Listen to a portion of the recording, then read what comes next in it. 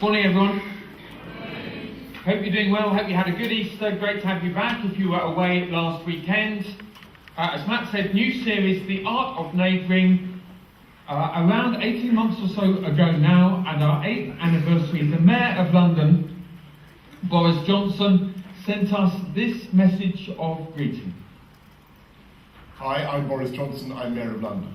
One of the most interesting statistics I've read over the last few years is that where people know each other by their first name in a big city like London, you will find that in those areas, crime comes down. And that's why we're working so hard to build a sense of community in our city, as we put it, to put the village back into the city.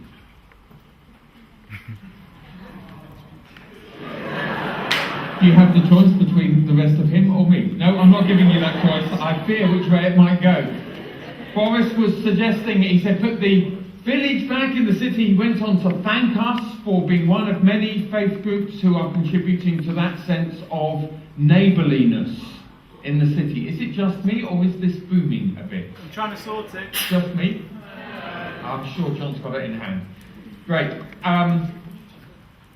Let's change the city, Denver, Colorado. A number of churches a few years ago now decided to go to the mayor of Denver and say to him, what can we do to serve the needs of this city? And the conversation that went from there was not dissimilar to the sort of conversation you'd probably have about London. The mayor listed all sorts of needs that city was facing, and they reflected on the power of what has become known as social capital. Essentially, as Boris said, when people know each other's names in a community, and the difference that makes, not only, as Boris said, in terms of the reduction of crime, but in all sorts of other ways and measures of well-being. Communities seem to flourish when people learn to be good neighbours. And as those leaders left the meeting with the Mayor of Denver, they couldn't help but reflect that essentially what he'd asked them to do was half of what Jesus had said the Christian faith is all about. It's all about loving God and loving your neighbours. Now, of course, to love neighbours, you have to get to know them. And that, of course, might be a challenge for us Londoners. Nowhere, I think, does anonymity better than this city. I'm on the tube this morning sitting next to a couple of people who've just come in from Heathrow on the Piccadilly line.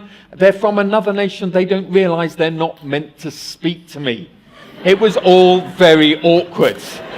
Several years ago now, when we moved into a new house, after being there a couple of days, I greeted my neighbour who I bumped into in the street. He looked at me rather blankly like, why are you talking to me? And he said, are you the guys who are just moving out? Or are you the guys that are just moving in? In other words, he had lived next to people for the last 2 or 3 years and he didn't even recognize their faces. So clearly there is something of a challenge here. We will define neighbors not just as those that you live next to, but those that you live life alongside as we go through this series. But we thought that given the challenges of this city and the central nature of what Jesus told us to do as people who follow him, that this was worth spending some time on for a few weeks.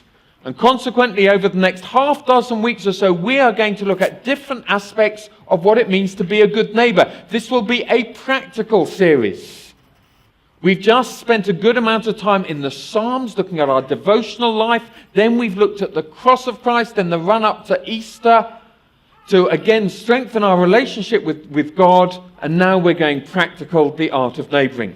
And we want to start off where Jesus started. The verses will come up behind me, Luke chapter 10 and verse 25. One day, an expert in religious law, probably the nearest contemporary equivalent would be a philosopher or a theologian. One day, an expert in religious law stood up, suggests that there were a number of them sitting down, discussing together, stood up to test Jesus by asking him this question. Teacher, he said, what should I do to inherit eternal life? His question was not, what do I need to do so that I live forever beyond the grave? That would be a misunderstanding of that phrase, eternal life. It may be better translated, the life that God gives. How can I Get the best out of the life that God offers both now and for the rest of existence, both before the grave and after it. To put it a little more colloquially, it may be in 21st century terms, how can I live the good life? How can I live the good life with God? Jesus replied, what does the law of Moses say? Have you read it? Why does he appeal to Moses? Because both the religious lawyer, expert, and Jesus saw Moses as an authority. It's a great way of conducting any faith conversation. Find somebody who we recognize as an authority and draw attention to that. What does the law of Moses say? The man answered, you must love the Lord your God with all your heart, all your soul, and all your strength, and all your mind. This is known as the Shema, a very famous part of the law for any religious Jew. They would pray this in the morning and night every day. Every child of a religious Jewish family would know that verse off by heart. And then he added another from Leviticus, and love your neighbour as yourself. Right, said Jesus. Do this and you will live. Interesting, isn't it? Jesus doesn't do what the two mayors we've reflected on did and separate loving your neighbour from loving God. Jesus seemed to assume these two go together. He seemed to assume that if you put them together, vibrant, vital, spiritual living and loving others, if you put them together, there's some sort of synergy, some sort of cocktail for effectiveness that you miss otherwise. And so I want to look today at what does it mean to have a relationship with God and a relationship with our neighbours. Jesus is essentially saying to the religious experts of the time, hey, listen, just lower the intellectual level of everything you're thinking about for a minute. Jesus valued the intellect. He wasn't doing it down, but he was saying this. Listen, if there's one thing that matters, it's this. It's relationships. If you want to sum up the whole of life of faith in one word, it is relationship. It's relationship with the Father, the vertical relationship, then it's the horizontal relationships with one another. And so I was fascinated when Lou stood up in the middle of the worship and she said, God wants us to focus particularly on relationship with him. God wants to remind us this morning particularly to pursue relationship with him. And it's not as if this is a surprising theme. Right through the New Testament you have this sense, while there's all sorts of things to believe, the primary thing is relationship. We are God's children. He is our Father. Father to God mentioned 15 times in the Old Testament, but in the first 3 books of the New Testament Jesus uses it 65 times. 4 times more in 3 books. In John's Gospel, he uses it 100 times. Do you think he's trying to say anything? Do you think he's trying to model something? Paul will talk about us, and in the book of Revelation as well, as we are the bride, and he is the bridegroom. Have you ever thought of a more intense, close relationship than the bride and the bridegroom? John's Gospel talks about we are the sheep, and he is the shepherd. And I want to suggest, or remind us this morning, that it is really easy when you start thinking about and pursuing the life of faith to forget about relationship. It's easy to focus on other things and lose that sense of personal connection. And probably the easiest, or most natural trap for us to fall into is that we start focusing on things about him, God, rather than knowing him. Clearly, there's a difference. It's one thing to know about Barack Obama, where he was born, what he did before he became President of the United States, the name of his children. But it is an entirely other thing to know him. To know what that look means. To know what he does to relax. to know when he's joking and pulling your leg and when he is really serious. In the same way, it is ever so easy to settle for knowing about God rather than knowing him. And this happens when our faith starts to major on what we believe and makes that the primary focus rather than the person that we believe in. It's not that what we believe, the content, is unimportant. On the contrary. But when our faith becomes a list of presuppositions or propositions, a list of statements, and that we need to become increasingly precise about the levels of detail as our primary focus, we have fallen into a trap. And that is what Jesus is talking about here. Writer Don Miller helped me understand this when he pointed out that there's something about a relationship that goes beyond the rational. He said one day he invited a friend who was newly married out for a drink. And he said to his friend, he said, okay, he said, once they were sitting down, drinks in hand, he said, okay, he said, give me 3 reasons why you love your wife. He said, there's no particular order, just give me 3. And so he started off, he said, well, he said, she is beautiful. At which point, I think, maybe feeling a little shallow, he added quickly, she's also really spiritual. She helps me grow in my relationship with God. And then he added in, and he said, she's really smart. She's beautiful, she's spiritual, she's intellectual. And Don said, okay. He said, well, just imagine for a minute that I introduced you to a woman who is more beautiful than your wife. Imagine that this woman is not only more beautiful, but she is deeply, deeply spiritual and mental level with her intellect. Don said, would you swap? And the guy said, of course not. Which, incidentally, gentlemen, is the right answer. He said, of course not. He said, why would I do that? But Don said, so those aren't the reasons then why you love her. What are the reasons that you love her? And in the end, he said, it's complicated.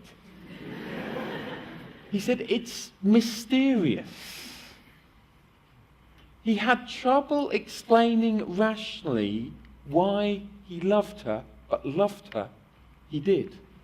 And the trap that we often fall into is this mysterious thing happens with others and with God, and then we try and explain it rationally as if that's everything about it. Let's look at it slightly differently. Which of these is the most beautiful? That incredible sunset or this? A cowpat. I suspect that for most people here, they would consider the sunset the more beautiful of the two. Is that a fair assumption? All right. Now, if we're doing this rational thing, then my next question is, prove it. Prove it. Give me some rational explanation as to why the sunset is more beautiful than the cowpat. After all, they're each a mixture of matter and vapor and light.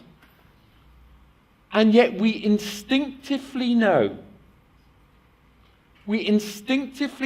that one is more beautiful than the other.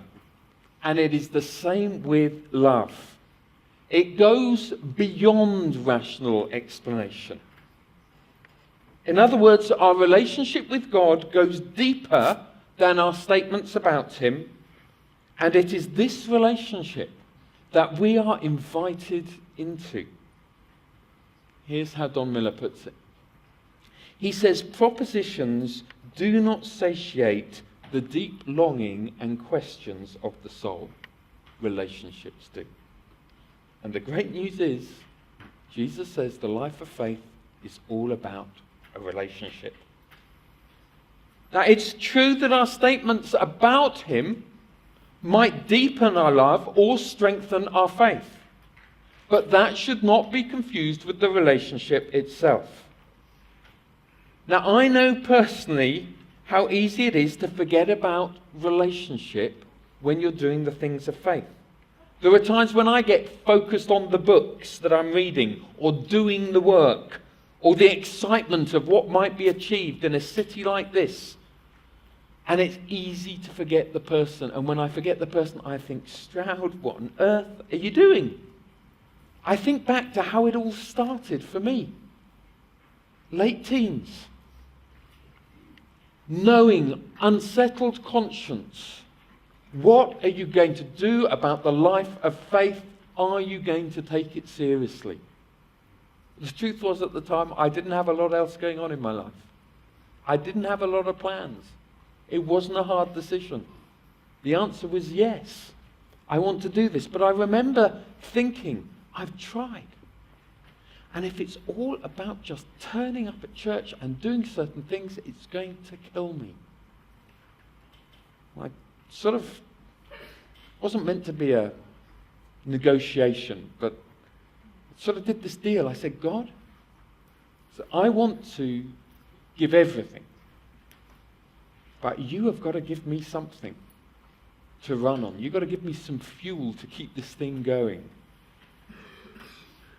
And all I can say is that I was ambushed by pure love. Not at that minute. Did you hear somebody else said, wait. We were singing, waiting here for you, wait, and the Spirit. Stella said, wait, and the Spirit will come. And I prayed, and nothing happened. But I remember that evening, this sense of pure love. Overwhelming, surprising, wonderful.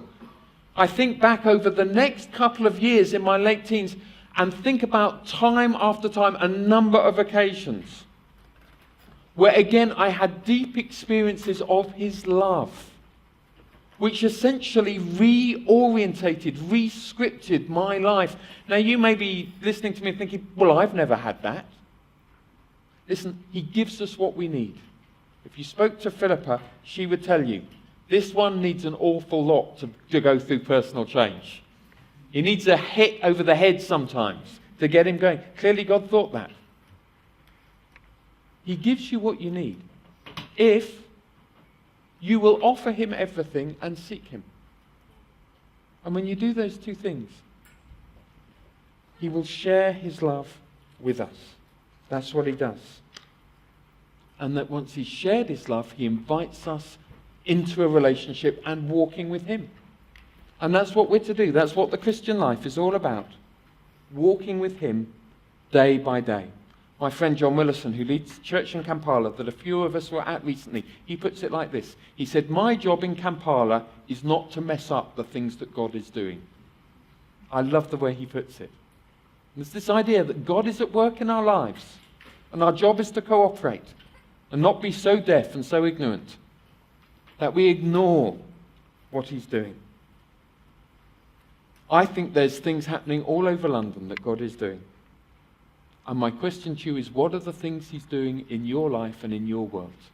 And are you following him in those things?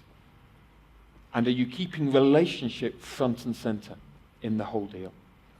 That's his invitation to us. We're to love him and we're to love our neighbours. Now, apparently this is pretty challenging stuff, loving our neighbours. It's pretty challenging for Christians. If you know anything of the history of the church in this country over the last 30 years, you would know that there are Christians all over the place who've fallen out with one another. And I've had the privilege of travelling up and down this country an awful lot over much of the last 2 decades. And I've met an awful lot of them, and it breaks your heart. You think, clearly, this neighbour thing is pretty difficult. It's not just in the church. Have you checked the marriage breakdown stats recently? Well, they may be levelling out or have gone down a bit, but they're still huge. They still say, this stuff is hard. We don't do well at loving one another. And Jesus' appeal is just do that. Love your neighbour. So how do we, or who should we love? Now, Hannah Elwyn, who's preaching next week, will look at the parable of the Good Samaritan, which comes immediately after this in some detail. And I don't want to steal all her material. So I think probably the best thing is just to back up and say, well, what does the Bible say generally? Jesus' specific answer we'll look at next week. What does the Bible say generally? Who are we to love? Are the first people we're to love? Men and women of faith. Men and women in other churches.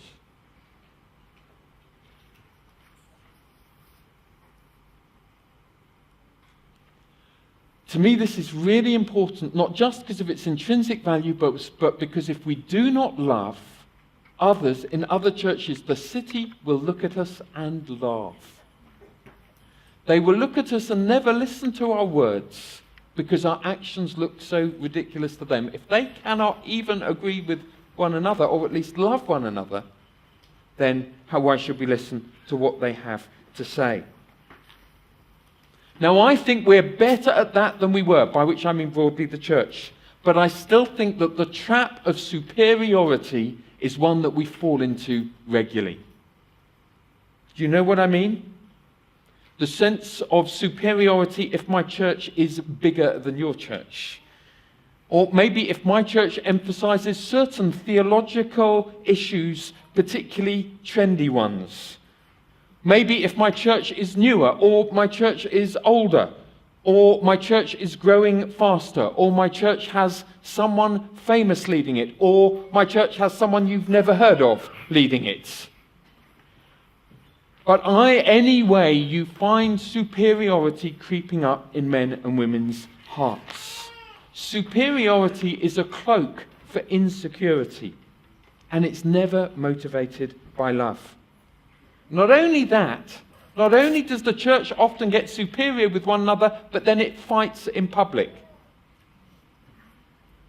It fights on the internet, as if nobody else can hear it or read it, as it decides to air all its opinions over relatively minor theological issues at each other when there's a massive job to get done and we're told, love him and love your neighbour. And so we're to love the church. Here at Christ Church, we want to be known for the things that Christians have been talking about for 2,000 years. We think that puts us in pretty safe company. So we want to be known for Jesus. We think that's a good thing to be known for.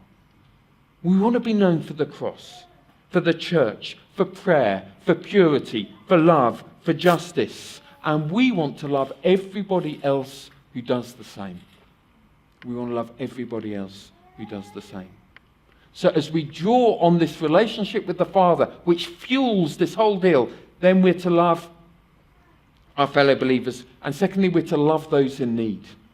We're to love those in need. Some years ago, Rodney Stark, a sociologist and at the time not a man of faith, decided to write a book looking at how had this fringe new religion in Judea over 300 years, over a few centuries, deposed classical paganism and become the religion of the known world. Just like, how did that happen? And he wrote a book called The Rise of Christianity. You know what his answer was, essentially? His answer was the Christians loved more than anybody else. He said they would often tour the rubbish bins, picking out the unwanted babies that had been thrown there and adopt them and raise them as their own.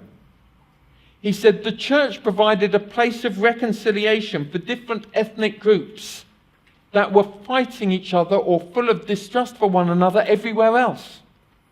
He said the church honoured women by providing them with a place of equality and dignity at a point in time where there was nowhere else, no other environment, where half of the human race could be recognised.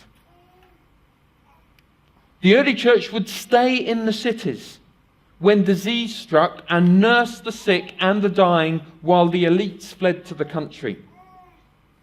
The early church loved so much that they were confident even when threatened with death. And pictures like this got painted about them as they seemed to face death with confidence. And although it's probable that it wasn't large numbers that were martyred, the ones that were had a deep impact on the people around. And that is how the early church grew over 3 centuries. My question is this: who has God placed in your world who is in need and who you can reach out to? Who has God placed in your world who's in need and who you can reach out to? This Easter I was invited to 2 receptions in Westminster by politicians who seemed suddenly very keen to meet church leaders. One was hosted by the Prime Minister, the other by the Deputy Prime Minister. The guest list for the 2 receptions was surprisingly different, with only a small overlap of a handful of people. But there was one individual who I bumped into on both occasions. We'd not met before. This is Les Isaac. Some of you will know Les. He has started Street Pastors, which is encouraging men and women in the churches to be out on the streets of town centres at 11 o'clock or 12 o'clock in the early hours of the morning on Friday and Saturday night to seek to provide service and pastor those who are coming out of the pubs and clubs, let's say, in a worse state of affairs than when they went in. And he's a terrific individual. He said to me, he said, we've got about 1,000 street pastors in London, but he said, I told the mayor recently, he said, I want 10,000. I said, how many have you got across the nation? He said, about 11,000. He said, but we need so many more. He said, David.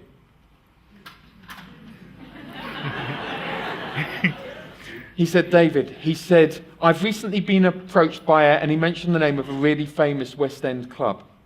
He said, I've recently been approached by a club. He said, they're very good and they take really good care of their customers. He said, they want to provide flip-flops for every person leaving their clubs during the summer months. And he said, they want street pastors to be there, but he said, I have no church who can help. He said, surely, he said. I'm like, we're at a smart reception. What are you doing? He said, surely, he said, your church can help out. And so I started to dream and to pray of a new Connect group. A new group of men and women on community with a sense of mission who said, maybe God's asking us to serve the clubbers of central London. Well, let me know if he is. And I'll introduce you to a man called Les. Love those in need. We're to love those in need. More on that next week from Hannah. And finally, I want to suggest we love those who disagree with us. We love those who disagree with us. Our love must be unconditional. Did you notice that was God's love to you? It was unconditional. In other words, it has to be not only for those that we agree with or those in need, but those who disagree with us as well. I don't know whether many of you pick up the Evening Standard on a Friday evening. The restaurant reviewer on a Friday evening is a woman by the name of Grace Dent. She writes as a journalist in other ways. Here's what she said, I think it was last week, about faith. She said, I didn't fall away from religion because of the Bible. No. She said, what drew me away from religion is the plain, old-fashioned, brass-necked hypocrisy of many Christians. And she went on to cite particularly the lack of unconditional love. And I want to suggest that unconditional love is the place to start with those that disagree with us. Here's a few points to bear in mind. I want to suggest that we let people know, firstly, that you love them. Show them that with your actions. Secondly, avoid arguments for argument's sake. You know if you are naturally argumentative. Watch it. The argumentative types who want to verbally fight with us are often asking, will you love me whatever I do or say, particularly if I shock you? Respect others' points of view and assume that they have good reasons for their beliefs and have thought deeply about them. Speak kindly about those you disagree with. If only everybody on the internet would do that. who have been, and particularly those who've been nasty or vindictive towards you. Do not treat those of other faiths as your enemy. They are not. They are made in God's image, and they're trying to work out how to love him. They're trying to find God. Why don't you help them on their journey rather than build trenches between you and them? I think what Jesus is saying is introduce people into the relationship I've given you. And then some of the facts and the content, which matters a lot, gets worked out along the way. I came across a wonderful example of this recently from a man who used to pastor a church in Boston in the USA. And I should just say, I've used this illustration once before, but I've read this illustration for my personal benefit at least half a dozen times. So I reckon even the few of you that remember it, the stats for anything to go on, could benefit from hearing it again. Maybe the band could come back, please. And the story goes like this. This church leader had been approached by a leader of a prayer movement who'd put around some literature asking people to pray for the University of Harvard, and particularly to pray against the evil influence that Harvard extends worldwide. David, the pastor, picked up the phone to the prayer leaders, and he reports the conversation that he had as follows. You can follow it along. He said, I said to them, I was glad that they were there, but could I pitch one small change? Could they promote that they were to pray for, not against, Harvard? Harvard might indeed be working evil worldwide, but that's not Harvard's people's dream for themselves. I know for a fact that they're working with a great degree of sacrifice and passion to do good worldwide. Of course, not many of their leaders are doing so from a perspective of faith in Jesus. So absolutely, they need all the prayer that they can get. But do we want to promote to Harvard people and others who love them that people of faith are their enemy or their friend? Couldn't we pray that Harvard would actually achieve its stated dream of promoting veritas, truth? Wouldn't that be in everyone's interests? The conversation did not go well. Stated simply, the leader had nothing nice to say about what he now saw about my heart, that I and those like me were appeasers.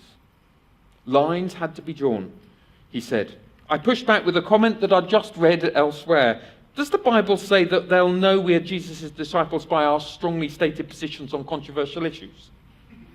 Or are we to be known for something a little warmer-hearted? He could be English for his level of understatement. He said that regretfully, that would likely be the last time we'd speak, and it has been. I'm with the church leader. I think that it starts with love, and I think that's what Jesus modeled, and I think that that's what Jesus called for. So my appeal to all of us at the start of this series is to firstly enjoy the loving relationship that God offers, and that as our hearts are infused with love for him, show that to those around. We may then love others and show them the way to follow the one who has loved us.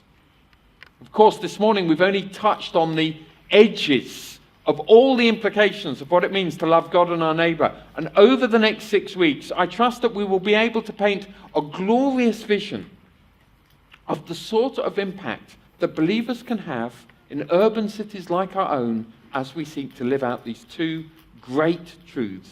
Love him, love your neighbour. Let's stand together.